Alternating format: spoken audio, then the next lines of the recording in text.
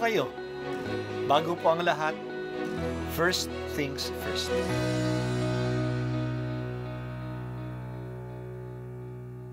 Good morning po. Sinisimulan po natin ngayon ang first things first. At dito po, tinatalakay natin sa unang bahagi ng umaga natin ay ang first readings na binabasa po sa banal na misa. Ito pong tinatalakay natin kasi madalas po kasi marami na tayong alam tungkol sa gospel readings.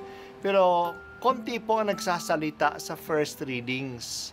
Pero ang first readings, bahagi din po yan ng Biblia, ng banal na kasulatan.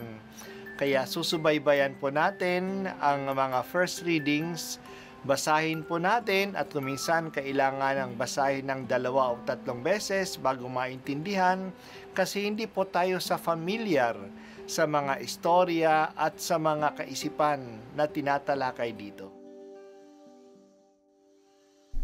Ang pagbasa mula sa unang aklat ng mga hari. Noong mga araw na iyon, ang matatanda ng Israel at ang mga puno ng mga angkan ay ipinatawag ni Solomon sa Jerusalem upang kunin ang kaba ng tipan sa Sion, ang kuta ni David. Kaya nagpunta kay Solomon ang mga pinuno sa Israel noong kapistahan ng buwan ng Etanim, 7 buwan ng taon. Nang naroon na ang lahat, binuhat ng mga saserdote ang kaba ng tipan. Tinulungan sila ng mga Levita sa pagdadala ng tolda at mga kagamitang naroroon. Hindi mabibilang ang mga baka at tupang inihandog ni Solomon at ng buong Israel sa harap ng kaba ng tipan. Pagkatapos, ipinasok ng mga saserdote ang kaba ng tipan sa dakong kabanal-banalan at inilagay sa ilalim ng mga pakpak ng mga kerubin. Nakabuka ang pakpak ng mga kerubin kaya't nalulukuban ng mga iyon ang kaba ng tipan at ang mga pasana nito. Walang ibang laman ang kaban, kundi ang tablang bato na kinasusulatan ng tipan ng Panginoon sa bayang Israel. Ang mga tablang ito ay inilagay roon ni Moises nang sila'y nasa Horeb matapos silang ilabas sa lupain ng Ehipto.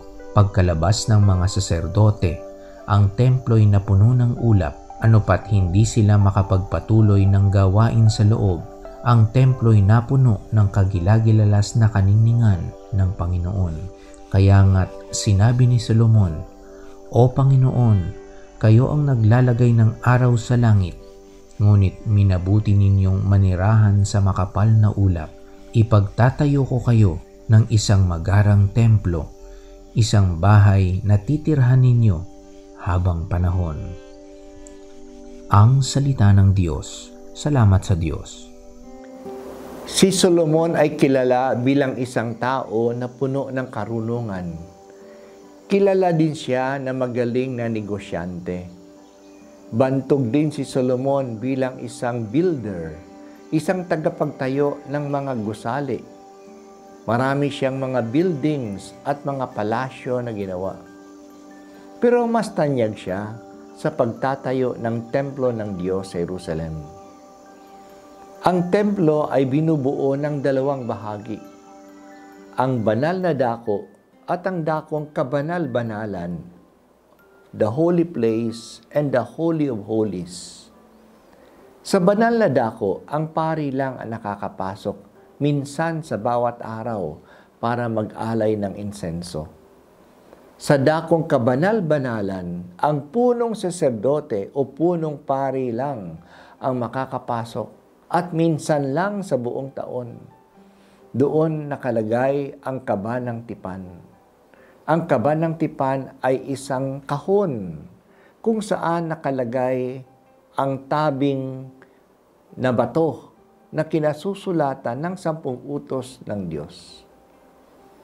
Ang pinakabuod ng tipan ng Panginoon sa bayan ng Israel, iyan ang 10 Commandments, ay nakasulat at nakalagal doon sa kaba ng tipan.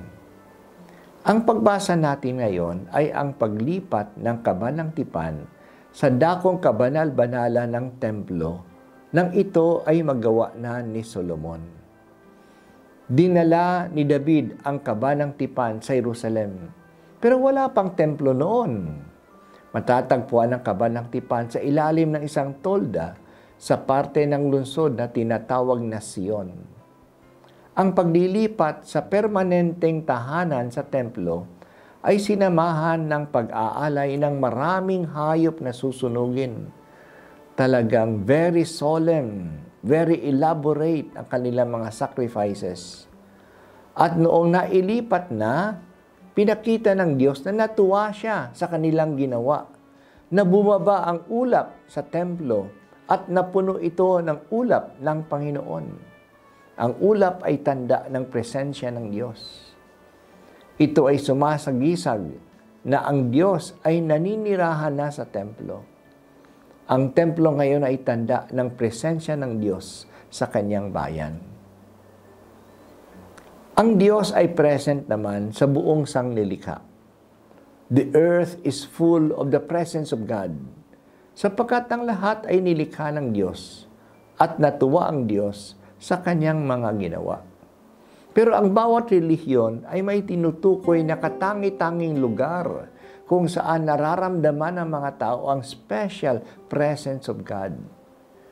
Kaya may mga banal na bundok, banal na punong kahoy, banal na ilog, o banal na bukal ng tubig na tinutukoy ng maraming mga tao ng iba't ibang mga relihiyon. Sa Israel, ang tanda ng special presence of God among His people ay ang Kabanang Tipan. Kaya nung ito ay dinala sa Jerusalem at inilagay sa templo ng Diyos, ang templo na ang naging tanda ng presensya ng Diyos. Nung tinanong si Jesus kung ano ang tanda ng kapangyarihan niya na paalisin ang mga nangangalakal sa templo, sinabi ni Jesus, "Gibain ninyo ang templong ito at itatayo ko uli sa 3 araw." Ang tinutukoy ni Jesus na templo ay hindi yung building sa Jerusalem, kundi ang kanyang katawan. Ang templong ito. Ngayon, si Jesus na ang tagpuan ng Diyos at ng tao. Ang kanyang katawan ang tanda ng presensya ng Diyos. Ang Diyos na nasa ating piling. Tayo mga Kristiyano ay may mga simbahan din. Pero para sa atin, ang simbahan ay mahalaga kasi doon matatagpuan si Jesus. Matatagpuan doon si Jesus sa banal na mga sakramento, lalong-lalo sa sakramento ng Eucharistia, na doon ay nakatago sa mga simbahan natin. At sa sambayanan ng Diyos, na doon ay nagtitipon. Kung saan ang mga tao nagkakasamang magdasal, nandoon din si Jesus sa piling nila. Dito rin matatagpuan ang special presence ng Diyos sa ating piling, sa ating sama-samang pagsamba bilang bayan ng Diyos. Sa mga simbahan din natin, umaalingaw ang salita ng Diyos na patuloy na pinapahayag doon. Ang Diyos ay may tatagpuan din sa kanyang salita. Pinahalagahan po natin ang presensya ng Diyos sa ating mga simbahan. Presensya sa ating pagdadasal, sa ating sama-samang pakikinig ng salita ng Diyos, sa mga sakramento na pinagdiriwang doon. Kaya gawin natin ito nang malinis ang mga simbahan natin, maayos, at maging magalang tayong tumungo doon. Nandun din ang Blessed Sacrament. Si Jesus mismo ang presensya na sa ating mga simbahan. Salamat o Diyos sa maraming mga paalaala mo ng iyong presensya sa amin piling. Salamat na may mga simbahan at chapels kami na mapagtitipunan upang doon sama-sama kaming magsamba, makinig sa iyong salita at magdiwang ng mga sakramento.